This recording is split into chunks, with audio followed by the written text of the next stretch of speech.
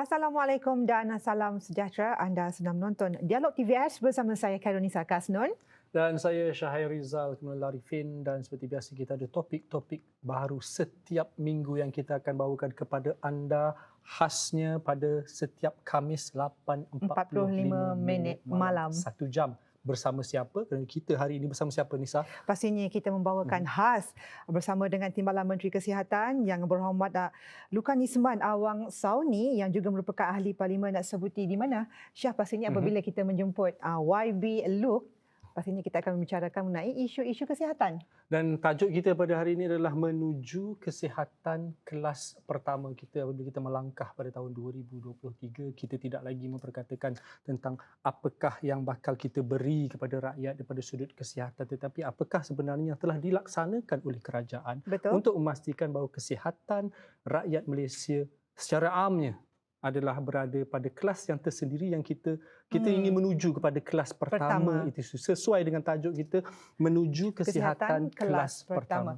Sebelum kita pergi kepada tetamu jemputan kita, Syah, suka ingin saya kongsikan data di sini di mana setakat 17 Ogos 2023 sebanyak 91 daripada 436 klinik kesihatan daif di seluruh negara sudah dinaik taraf, manakala baki selebihnya dijangka selesai menjelang hujung tahun ini. Dan kerja baik pula yang dilaksanakan oleh Kementerian Kesihatan sendiri yang secara berpasar bagi 1,200 klinik kesihatan daif yang sudah dikenal pasti di seluruh negara, Syah. Baik, kita tidak ingin melengahkan waktu, kita ingin terus saja bersama dengan tetamu khas kita pada malam ini. Kita bersama dengan YB Lukan Isman. Baik YB, mungkin daripada yang awal tadi masa kita membuka ruang Dialog TVS ini, kita mengatakan untuk menuju ke arah kesihatan kelas pertama. Secara fokusnya daripada Kementerian Kesihatan sendiri melihat apakah sebenarnya hala tuju yang ingin diberitahu kepada rakyat.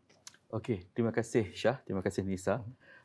Biasa kita berjumpa di Parlimen, sekarang kita berdialog di studio TVS. Terima kasih TVS. Bila kita bercakap berkenaan tentang perkhidmatan kesihatan dan juga apabila kita menyebut menyediakan perkhidmatan kesihatan kelas pertama, itu adalah merupakan satu cabaran yang besar untuk sebuah kerajaan dan juga bagi sebuah kementerian.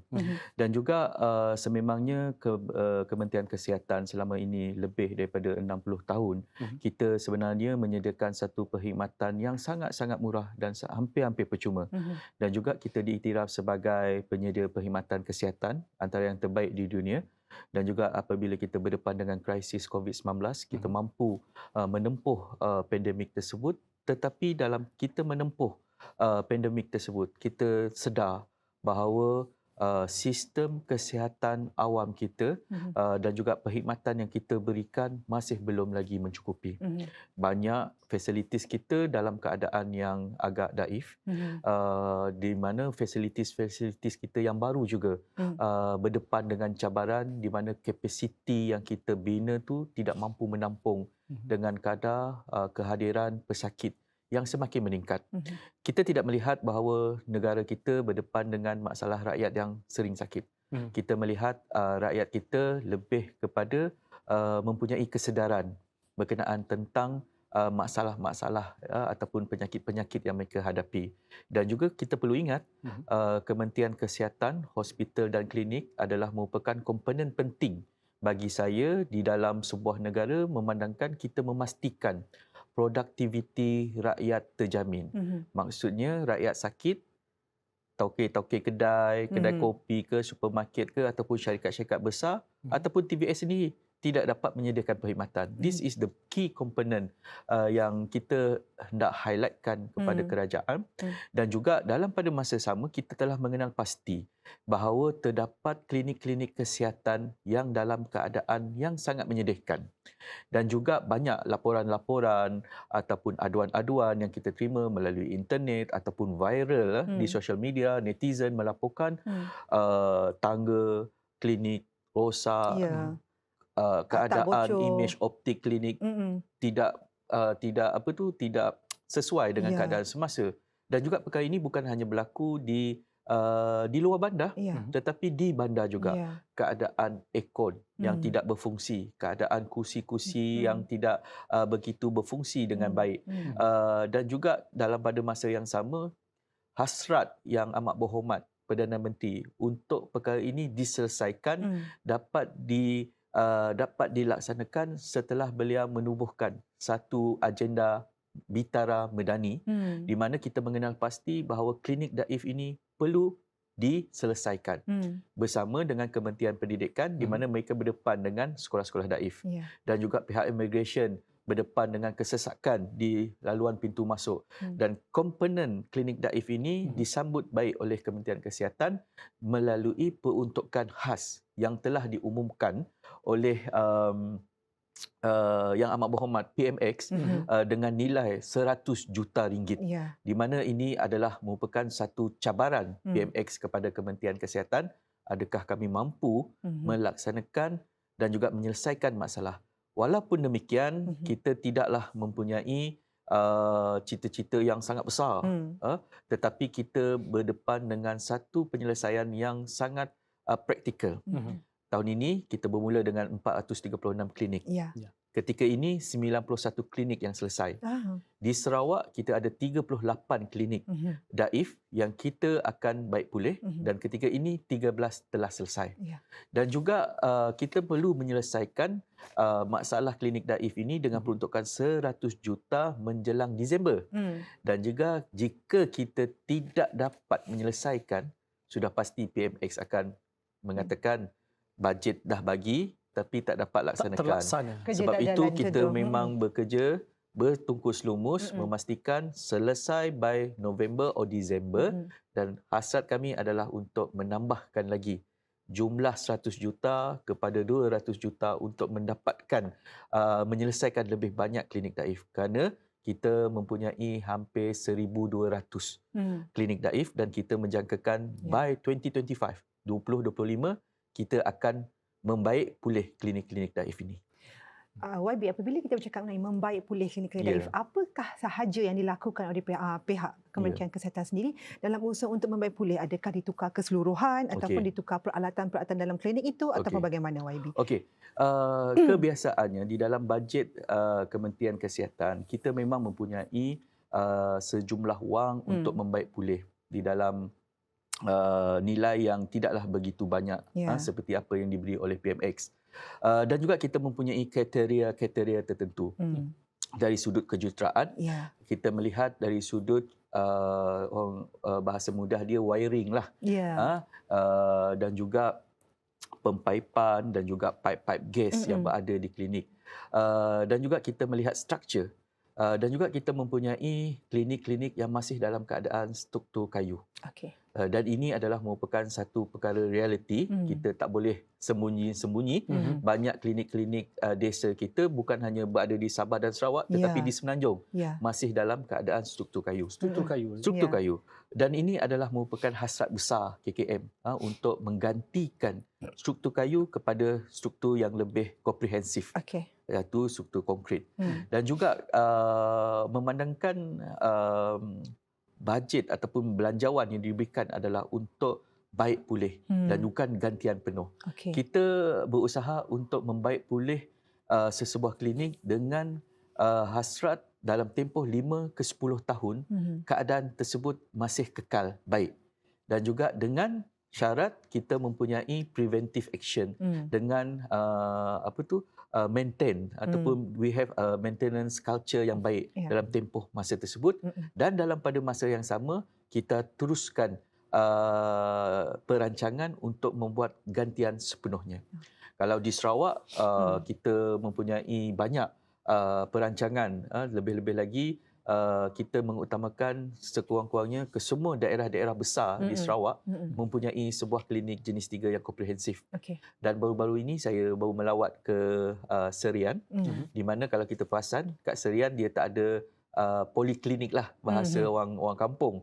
Dan sekarang klinik tu dalam percentage of 70+% to 80% akan siap dan menjelang 2024 kita pasti dapat mengoperasikan. This is kind of perancangan yang kita tengah buat. Dan juga untuk klinik-klinik daif memang banyak komponen yang kita akan selesaikan. Lebih-lebih lagi keadaan yang ada contoh seperti di tempat saya di klinik Tun Abang Haji Openg di mana kita telah membina semula outpatient punya area supaya pesakit-pesakit tak perlu lagi naik tangga. Dia dah datang ambulans, just masuk. Dan juga ada macam di klinik Tembakang, di Serian, dia mengadu bahawa lantai semakin uzur. YB sentiasa mesej kat saya. Hari pertama jadi timbalan menteri pun dah mesej dengan harapan yang besar. Kita membawa harapan untuk menyelesaikan masalah.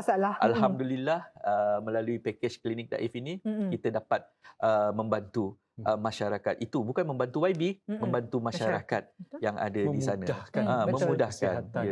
Selain daripada itu YB, kalau kita dah tengok daripada sudut infrastruktur, kita dah bina fasiliti, kita dah sediakan segala kemudahan seperti yang juga yang YB pernah nyatakan awal bulan ini, saya kira ketika dalam temu bual di Miri, mengatakan bahawa kita dah ada jalan kerja untuk menambah baik fasiliti dan sebagainya. Tapi ada satu kekurangan yang dilihat di situ adalah daripada sudut kaki tangan ataupun tenaga kerja di situ. Yang mana juga disuarakan oleh YB sebelum ini.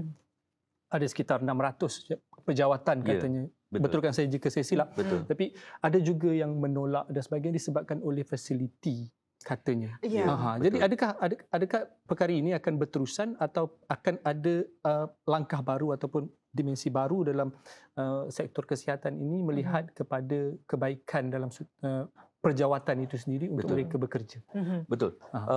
Ketika saya masih lagi sebagai ahli parlimen, backbenchers, saya sentiasa mengkritik kementerian di mana banyak perkara yang saya tak puas hati, kekurangan doktor, kekurangan klinik Daif. Apabila saya sendiri duduk, there is a potential untuk menyelesaikan kesemua masalah ini. Walaupun demikian, dalam sudut isu berkenaan tentang penempatan doktor kontrak yang mendapat tetap di Sarawak. Pada mulanya memang wujud sentimen di mana persepsi yang mereka lihat kepada Sarawak adalah Sarawak tidak mampu menyediakan satu tempat tinggal yang selesa kepada doktor. Dan untuk datang ke Sarawak juga menyebabkan peningkatan kos dan juga berdepan dengan isu seperti persiapan mental mereka untuk datang dan hadir ke Sarawak untuk bekerja sebagai doktor. Walaupun demikian, kami mengakui bahawa keperluan untuk menyediakan kuartus yang baik. Saya selalu menyebutkan kuartus yang bermaruah lah kepada doktor-doktor dan juga kepada nurses kita. Dan perkara ini adalah juga merupakan satu aspirasi yang amat berhormat Premier apabila beliau menyatakan ada keperluan juga kerajaan negeri membina satu penempatan bersepadu antara Persekutuan dan juga Kerajaan Sarawak supaya semua pegawai-pegawai dapat dihimpunkan. Di mana saya melihat selain daripada konteks baik pulih klinik, kami juga turut menyatakan kepada Kementerian Ekonomi dan juga Kementerian Kewangan bahawa ada keperluan belanjawan untuk menyelesaikan kuartus-kuartus kediaman dan juga sebahagian peruntukan klinik Daif ini kita sekalikan untuk membaik pulih kuartus-kuartus Daif. Dan juga berkenaan tentang kedatangan pegawai perubatan, saya berterima kasih kepada mereka yang berani dan menyahut cabaran. Dan saya bertanya, contoh pada baru-baru ini saya bercakap di hospital Serian, pada peringkat awal mereka mengatakan, memang masuk kampung lah ni, masuk hutan, masuk apa. Tapi jadi fokusnya YB adalah untuk kebaikan kepada rakyat. Tapi betul. Kita ingin YB sambung perkara ini. Selepas ini kerana kita ingin berhenti rehat terlebih dahulu. Jadi kepada anda, jangan ke mana-mana, kekal setia bersama TVS. Hanya dalam Dialog TVS.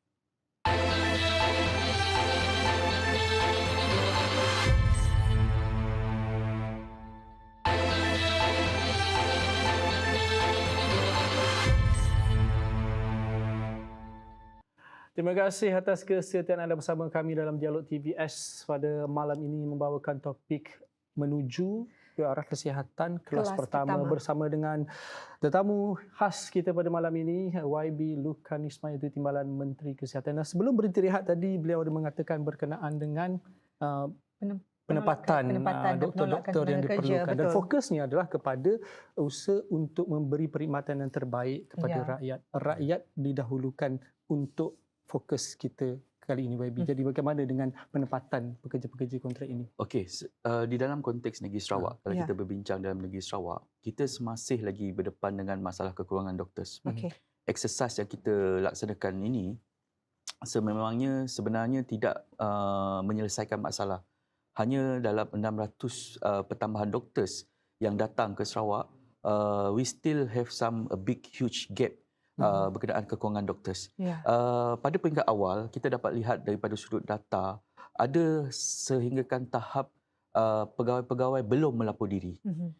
But slowly dalam beberapa minggu proses dan kita terangkan, saya bagi tahu kepada pegawai-pegawai supaya datang dan merayu kemudian.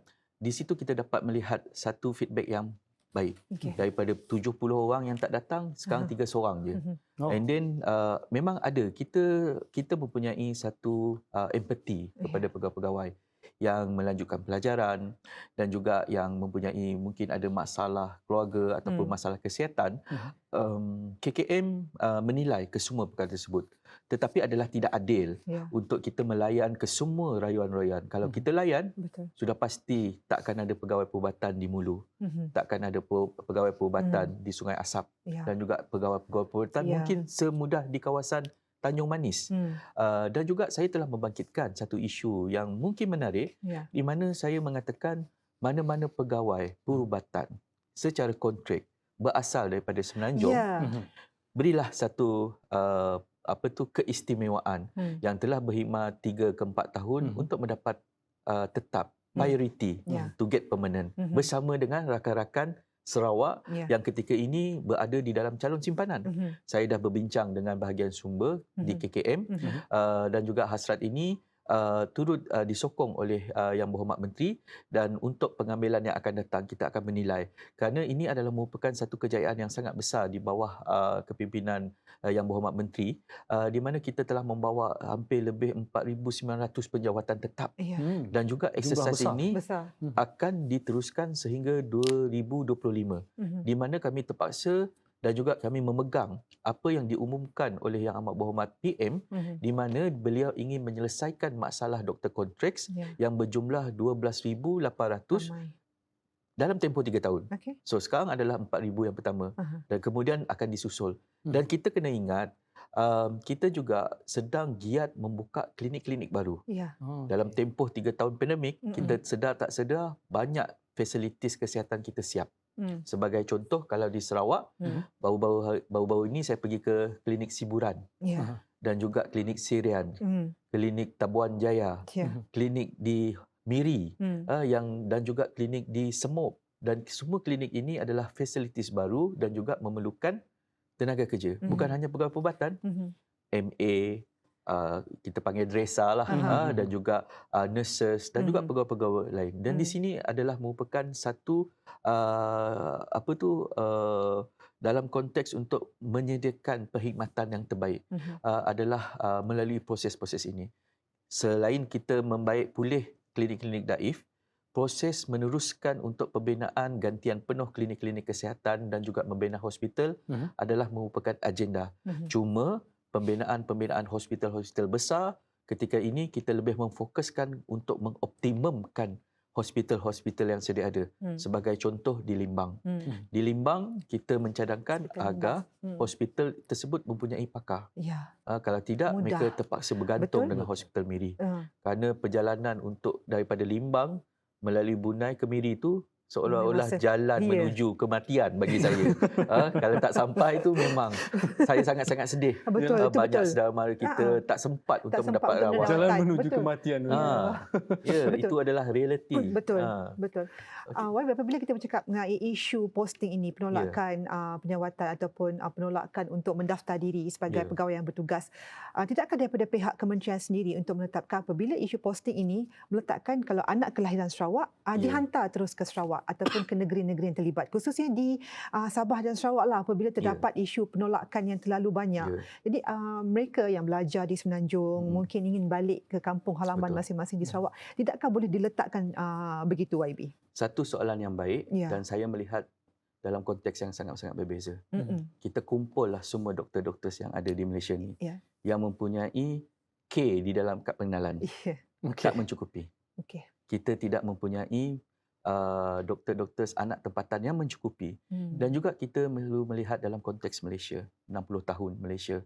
Kita tak boleh melihat hanya pengisian pegawai-pegawai ini perlu diisi oleh anak-anak Sarawak. Kita menerima hakikat bahawa kita tidak dapat menghasilkan doktor yang mencukupi, tetapi kita membuka ruang kepada rakan-rakan, keluarga-keluarga kita yang berada di Semenanjung untuk berkhidmat. Dan juga pengalaman yang mereka dapat di Sarawak adalah merupakan satu pengalaman yang sangat besar apabila mereka berpindah balik semula ke Semenanjung. Dan juga kerajaan negeri telah berusaha untuk menyelesaikan masalah tersebut. Dalam tempoh 5 tahun di bawah kepimpinan Yang Amat Berhormat Premier, beliau telah mengarahkan Yayasan Sarawak untuk menyediakan scholarship, beasiswa. Dan setiap tahun ada pengambilan hampir 40 ke 50 pelajar-pelajar terbaik yang akan belajar di UNIMAS, dan mereka ini adalah automatically born to work in Sarawak. Dan juga saya bercadangkan kepada Yang Amat Berhormat Premier dan saya bercakap kepada Yang Berhormat Profesor Sim, bagaimana untuk kita melihat doktor-doktor yang pelajar-pelajar perubatan yang berada di universiti-universiti terkemuka di di UKM, USM, yang merupakan anak Sarawak, yang boleh juga kita tawarkan beasiswa tambahan kepada mereka supaya sebaik mereka selesai menjalankan HO mereka kembali semula ke Sarawak. Kita bondkan melalui Yayasan Sarawak. Itu adalah merupakan mekanisme. Dan juga saya ingin membuka perbincangan bersama dengan Kementerian Pengajian Tinggi, di mana boleh tak kita kementerian mempertimbangkan keputusan pelajar Sarawak yang dalam tahap yang terbaik, mungkin dalam pointer 3.9, 3.8 itu dapat dalam kalangan pelajar-pelajar golongan B40 dan M40 yang merupakan kelas pekerja ni, anak-anak kelas pekerja ni turut mendapat tempat di dalam perubatan. Untuk jangka tempoh macam contoh 5 tahun ke 7 tahun This is a long term. This is a long term punya cadangan. Dan juga kalau kita tidak membuat perkara tersebut, kita masih lagi kekurangan doktors tempatan. Dan juga selain daripada itu, doktor-doktor daripada Semenanjung actually mempunyai ruang untuk bertanya dengan senior doktor. Sebagai contoh, pengarah Kesihatan Negeri Sarawak, Dr. Uy. Beliau adalah merupakan anak daripada Sungai Petani Kedah. Gembira bekerja di Sarawak. Setelah tu dipindahkan ke Selangor dan merayu untuk berpindah semula ke Sarawak, bukan berpindah ke Sungai Petani, kerana beliau dah mendapat teman isteri teman sehidup semati di Sarawak. Dan juga saya ada kawan doktor yang bersara, Dr. Mansur di Sarawak, berasal daripada Semenanjung dan ingin bersama isteri menetap di Sarawak. Dan juga ini adalah merupakan doktor-doktor muda boleh bertanya dengan mereka. Pengalaman kan. Dr. Uy berjumpa dengan seorang anak daripada Sungai Petani di Serian beberapa minggu lepas. Beliau bertanya, okey. Dia cakap, yelah, pada mulanya memang tak okey, but it takes time.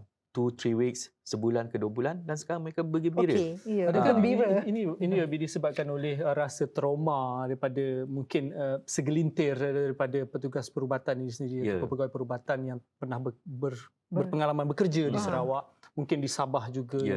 Jadi melihat kepada situasi itu menyebabkan mereka telah membawa mungkin berita yang kurang enak untuk didengar. Stigma, mungkinkah itu menjadi salah satu punca?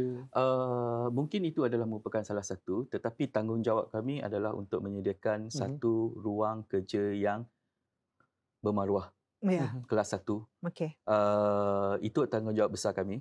Bagi memastikan mereka datang dengan selamat dan kembali semula dengan selamat di tempat asal mereka, kita perlu menyediakan satu tempat tinggal dan keselamatan mereka terjamin. Di Sarawak, kehidupan mereka terjamin. Tetapi kita kena akui bahawa there is perbezaan julat, perbezaan pembangunan yang agak ketara daripada Semenanjung. Tetapi perkara ini berlaku juga di Gua Musang. Berlaku di Greek Perak. Berlaku di pendalaman di Pahang. This is the thing yang kita kena reality yang kita kena hadam. Dan juga saya banyak menerima surat-surat bukan hanya setakat daripada Sarawak yang lahir di Kajang, yang ingin bertugas di Klang Valley tak nak pergi ke Gua Musang, tak nak pergi ke Great Perak.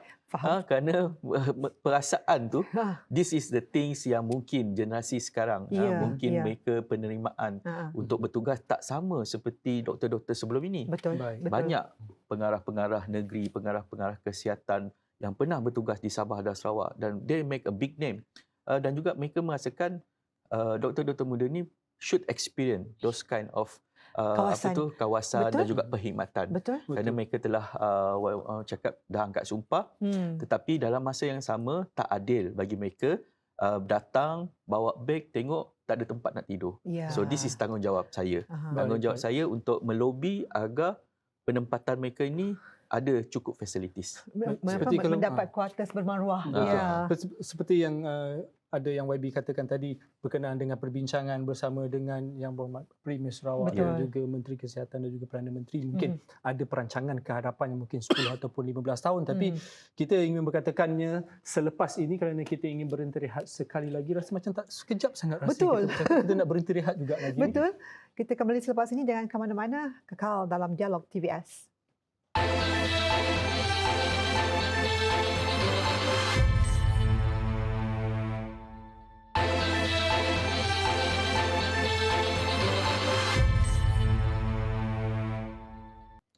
Baik, bertemu kembali dalam Dialog TVS. Pastinya malam ini kita membincangkan mengenai dengan menuju kesihatan kelas pertama, dan pastinya tamu kita adalah YB Lukan Isman, Timbalan Menteri Kesihatan. Tadi sebelum kita berhenti rehat, kita ada membincangkan mengenai dengan tenaga kerja profesional, termasuk juga dengan MA dan juga kaki tangan kesihatan di kawasan, khususnya di kawasan-kawasan luar bandar dan juga pedalaman. Dan menjurus kepada soalan selanjutnya, YB, kita bercakap mengenai flying doctors. Pastinya ia ingin menggarap ataupun mencapai di kawasan-kawasan pedalaman ataupun yang sukar diakses. Mungkin YB boleh terangkan sedikit apakah perkembangan flying doctors? Okey, satu perkhidmatan yang unik untuk Sarawak. Betul. Berusia 50 tahun. Betul. Bermula daripada tahun 1973. Bermula dengan lokaliti 40 kampung dengan 30,000 penduduk dan sekarang berkembang sehingga 95 lokaliti ataupun kampung. Perkhidmatan FDS ataupun Flying Doctor Services ini mempunyai 8 lokasi, bermula daripada Kuching, di Limbang, Miri, Sibu, Bintulu, Sri Aman. Ini adalah merupakan lokasi dan sekarang kita mempunyai 3 helikopter yang kita sewa dan juga kos untuk menjalankan perkhidmatan Flying Doctors ini bukanlah satu perkhidmatan yang murah. Betul. Tetapi kita perlu wajib untuk sediakan kerana kita ingin memberikan satu perkhidmatan yang menyeluruh kepada rakyat kita. Kita tidak ingin rakyat kita tercicir dan itu adalah merupakan hak mereka sebagai warga negara. Dan juga kita pun menambah baik perkhidmatan Flying Doctors ini dengan dengan memastikan perkhidmatan ini sampai di mana tadi saya telah diiringi oleh Doktor Perubatan Dr. Jivan yang pernah ditempatkan 3 tahun di Sungai Asap. Beliau Belaga. Beliau pernah bersama dengan Flying Doctors dan beliau sendiri adalah anak Sarawak dan beliau sendiri tak menyangka bahawa tempat di dalam hutan belantara tu ada penempatan orang. Rakyat Sarawak. Betul. Yang mungkin memilih untuk kekal dan juga itu adalah merupakan kehidupan mereka. Kita kena sampai memberikan perkhidmatan. Dan juga perkhidmatan Flying Doctors ini juga turut membantu kita dalam proses vaksinasi, termasuk vaksinasi COVID. Cuma cabaran dia adalah kita kena terima hakikat bahawa pada tahun 2015 mungkin kita mempunyai hampir 150 lokaliti kampung, sekarang menurun kepada 95. Penurunan lokaliti bukan bermaksud kita mengurangkan perkhidmatan. Tetapi itulah pembangunan yang telah sampai kepada rakyat. Dah ada klinik di dah ada klinik, betul. Kita dah ada jalan raya, kita dah ada konektiviti yang lebih baik dan juga dah boleh diakses lah. Boleh diakses, elektrik sampai, konektiviti sampai, kita mempunyai satu sistem. Contoh dia di KKM kita ada satu perkhidmatan dikenali sebagai TPC OCHIS. Di mana sistem kita dapat membuat telemedicine. kita boleh buat panggilan video daripada klinik desa ke klinik kesihatan di bandar. Contohnya perkhidmatan ini disediakan di Petajaya, klinik Petajaya, klinik Tudan Miri, dan ini adalah merupakan satu inovasi yang saya lihat adalah sangat-sangat membantu.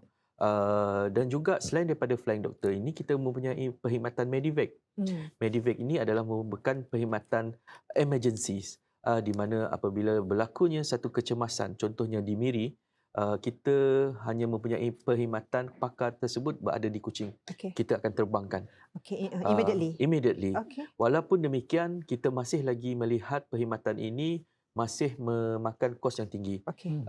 Melalui Kertas Putih Kesihatan, kita akan melihat apakah kesesuaian sama ada kita outsourcekan perkhidmatan ni dengan klinik-klinik ataupun hospital private yang berdekatan. Contoh dia serangan jantung. Di Miri ada private hospital yang mempunyai pakar. So kita maybe hantar je pesakit tu instead of kita terbangkan ke Kuching.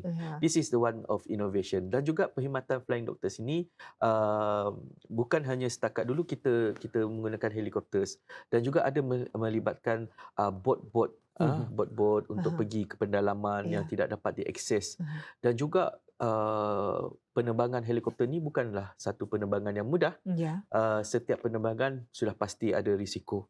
Dan sebab itulah saya merasakan doktor-doktor dan juga nurse yang terbang melalui perkhidmatan flying doctors ni adalah merupakan wira-wira yang tak didendangkan.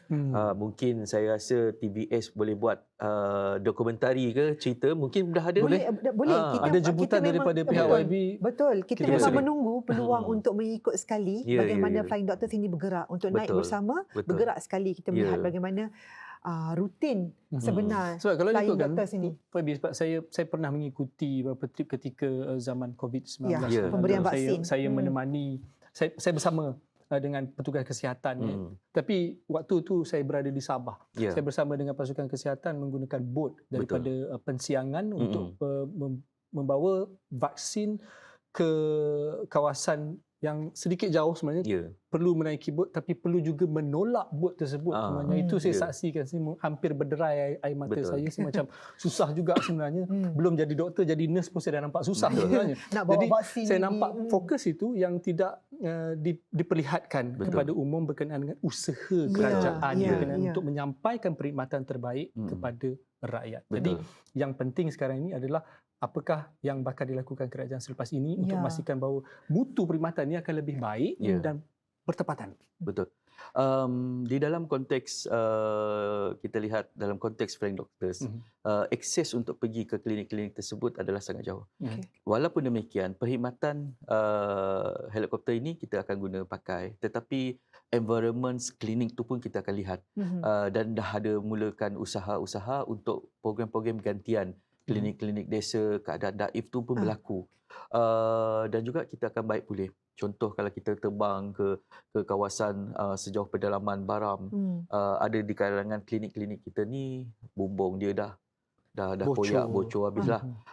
Di situ kita ingin melakukan satu gerak kerja yang lebih komprehensif. Dan juga melalui kerajaan negeri di Sabah dan Sarawak, mereka turut menyatakan di dalam sesi libat urus MA63, wishlist terbesar mereka adalah untuk gantian sepenuhnya klinik-klinik yang ada. Dengan gantian penuh klinik ini, dengan kemasukan grade utilities ataupun kalau kita lihat dalam konteks kerajaan baru saja mendapatkan Starlink, saya melihat itu adalah satu game changer di mana kita dapat meletak internet as a last mile di kawasan tersebut supaya kita dapat melakukan satu perhubungan antara klinik dan juga hospital. This is things yang innovations ataupun inovasi yang ingin kita suntikkan ke dalam perkhidmatan. Dan juga di dalam konteks luar bandar ataupun Sabah, Sarawak, kita kena melihat dalam satu prosedur yang berlainan. MOF kena melihat bahawa tata cara kewangan tidak sama seperti tata cara kewangan di bandar-bandar besar ataupun negeri-negeri yang membangun di Semenanjung khususnya. Di Sarawak mungkin kos untuk membangunkan sebuah klinik ataupun sekolah memakan kos yang besar. Tetapi kita mempunyai satu mekanisme. Kalau kita ingat dulu ketua-ketua kampung, tuan-tuan rumah bagi tahu kat saya, YB dulu kita orang gotong royong je buat klinik ni sampai sekarang. Bina sendiri kan. Buat sekolah pun gotong royong. So bila lagi kerajaan bina klinik baru setelah gotong royong tu memakan tempoh 30-40 tahun. So kalau 30-40 tahun gotong royong dapat membangunkan sebuah klinik, bagaimana kita sebuah negara yang merdeka tak dapat menyediakan perkhidmatan. This is tanggungjawab besar yang saya lihat dalam tempoh 5 tahun kerajaan perpaduan. Kita akan melihat perkara ini dengan teliti, dengan kerjasama dan hati yang sangat besar yang Amat Berhormat Premier pun ingin menyelesaikan. This is the orang cakap the end game lah klinik-klinik daif di Sarawak ni. Memetik apa yang YB maklumkan tadi, untuk Flying Doctors punya projek ini memerlukan kos yang bukan murah, yang agak besar. Jadi kekerapan untuk the Flying Doctors team ni pergi ke sesuatu kawasan tu berapa kali? YB, berapa kali untuk mereka pergi merawat ataupun by panggilan ataupun bagaimana? Ini kalau kita lihat, saya tidak mempunyai satu data yang mencukupi, tetapi kekerapan tu adalah berdasarkan jadual-jadual yang telah ditetapkan. Memang berkala. Sebaik saja kita sewakan 3 buah helikopter tu, jadual lengkap perjalanan memang telah ditetapkan. Pegawai-pegawai yang akan mengikuti jadual tersebut bertanggungjawab memastikan perkhidmatan kesihatan sampai. Terutama sekali kepada keadaan kita berdepan ibu-ibu yang mengandung. Perhatian adalah follow up check up tu mesti berlaku. This is the cabaran yang sangat-sangat besar dan masih lagi saya lihat dalam tempoh 5 ke 10 tahun kita masih mengekalkan perkhidmatan Flying Doctors ini, kerana agak mustahil untuk kita capai ke kawasan-kawasan penempatan yang sangat remote. Dan juga perjalanan menggunakan perjalanan darat. Tetapi kita akan berusaha dari sudut mewujudkan klinik-klinik yang bersesuaian dan berdekatan di dalam zon-zon yang kluster-kluster yang kita telah tetapkan. Baik. Tapi pastinya ini perkara kesihatan ini telah pun diperkatakan juga akhir ini kita kerap juga mendengar berkenaan dengan suara-suara mengatakan berkenaan dengan autonomi kesihatan itu sendiri. Jadi mungkinkah akan ada perbincangan yang lebih lanjut yang bakal dilaksanakan oleh pihak kerajaan dan juga melibatkan dua wilayah ini, Sarawak dan juga Sabah, berkenaan dengan autonomi kesihatan yang secara menyeluruh yang dilakukan oleh pihak kementerian dan juga kerajaan Sarawak dan juga Sabah. Tapi jawapannya selepas ini kita ingin berhenti rehat terlebih dahulu. Kepada anda, jangan ke mana-mana, kekal bersama Dialog TVS.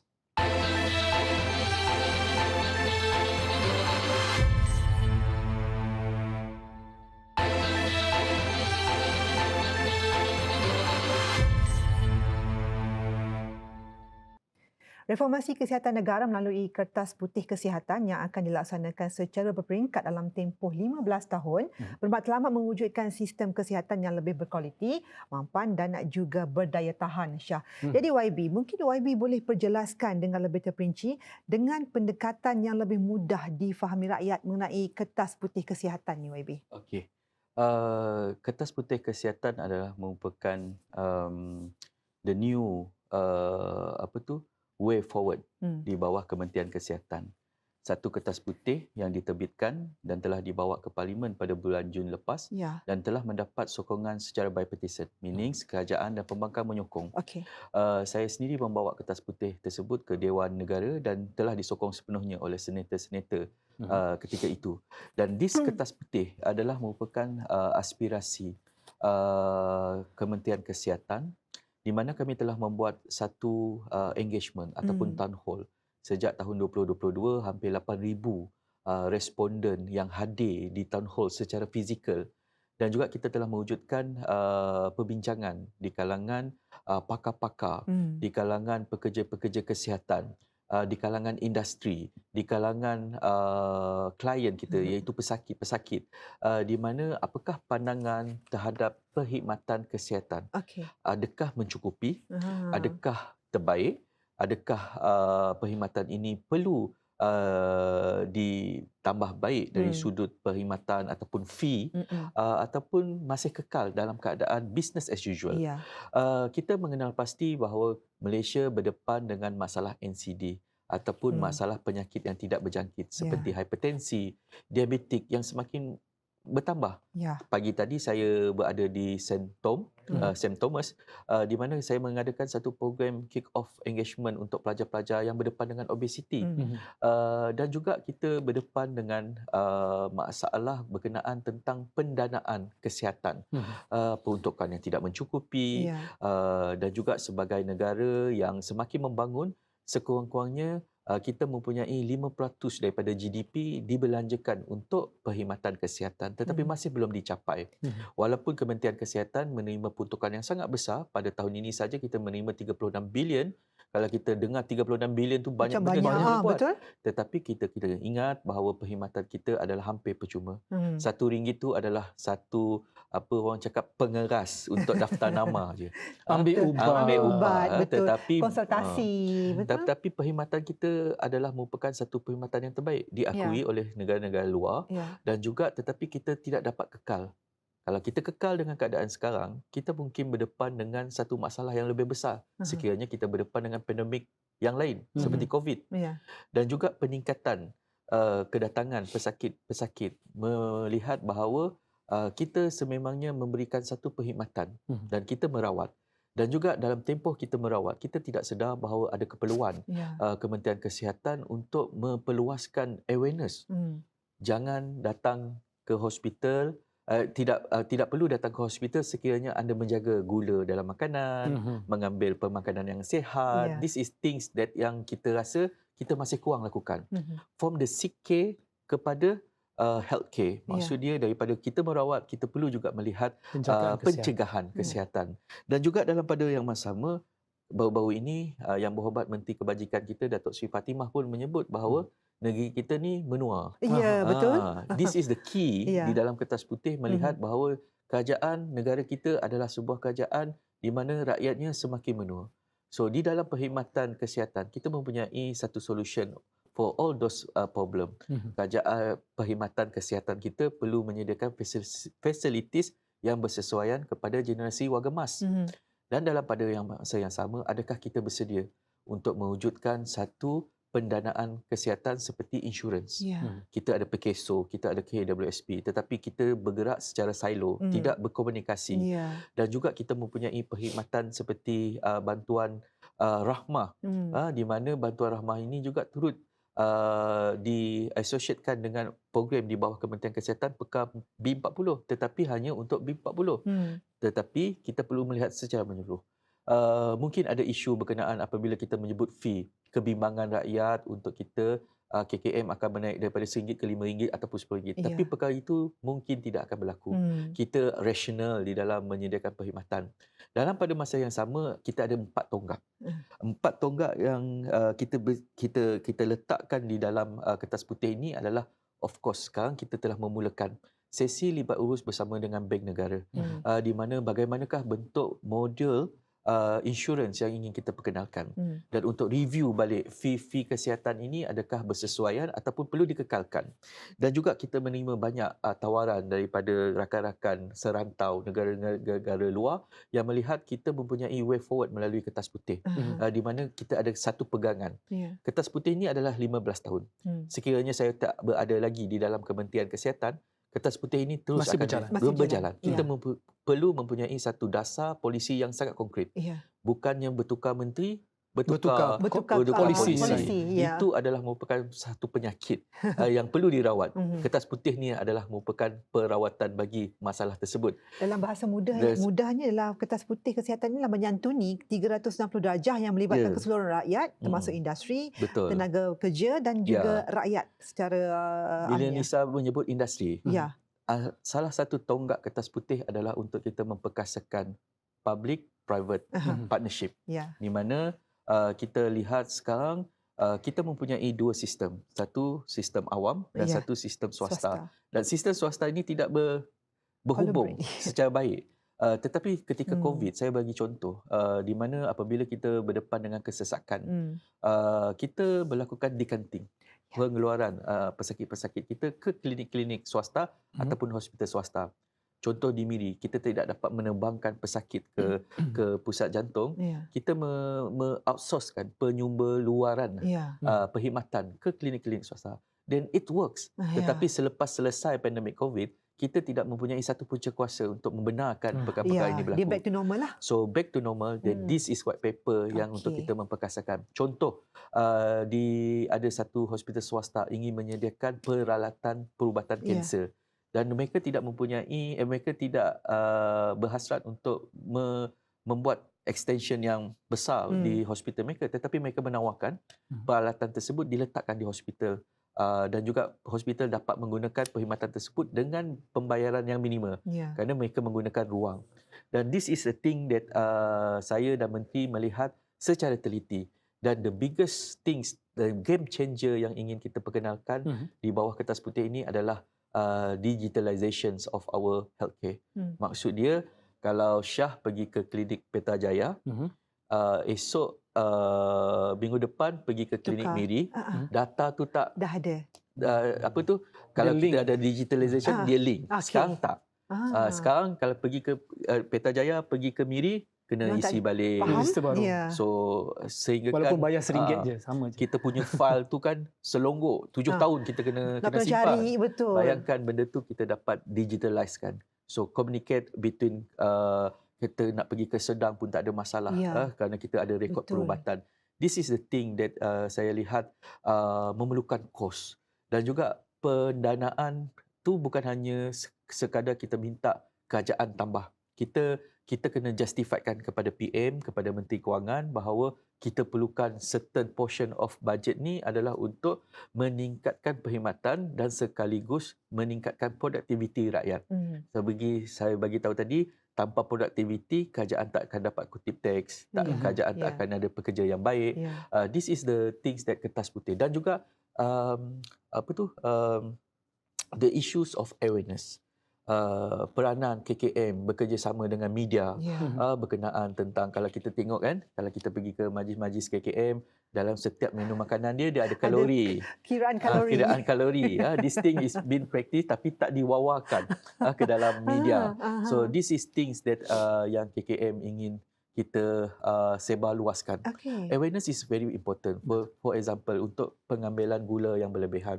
Bukan sekadar mendapat diabetik, tapi menyebabkan buah pinggang kita rosak. Dan kita berdepan dengan masalah pesakit pesakit buah pinggang yang sangat tinggi. Dan kita tidak mampu menyediakan fasilitis yang bermaruah.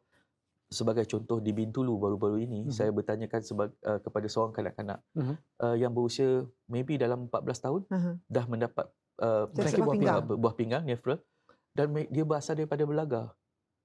From Belagar to Bintulu 4 jam. Rawatan 4 jam. Untuk balik dialisis. 14 jam. Satu hari saja untuk dia punya perjalanan. Dan kita ada lihat isu keluarga tu terpaksa menyewa. Daripada Bintulu tak ada perkhidmatan yang mencukupi di Bintulu, terpaksa pergi ke Miri. Dan bila saya kat Miri, saya tanya dari mana? Saya berasal daripada Bintulu. Kenapa buat kat sini? Tak ada rawatan di Bintulu, saya terpaksa menyewa. So they have to start new life balik. So this is the thing yang saya sangat concern. Dan juga dalam pada masa yang sama, kesedaran membuat saringan. Kita agak kurang membuat saringan dan sekarang kerajaan sedang berusaha. Dan saya berharap kerajaan negeri Sarawak pun menyokong bersama membuat saringan supaya kita kenal pasti apa sakit dalam badan kita. Dan juga sebagai contoh, kerajaan saringan Sarawak, percuma. Saringan percuma. Dan juga dalam pada masa yang sama kita mengadakan saringan-saringan seperti saringan kanser. Kerana kalau kita lihat di Sarawak adalah merupakan data yang tertinggi kanser cervix di kalangan wanita. Kalau kita tak buat saringan awal, saya baru-baru kehilangan seorang rakan pemimpin wanita di dalam parti saya yang baru mendapat berita dah mendapat stage 4 dan terus meninggal dunia baru-baru ini.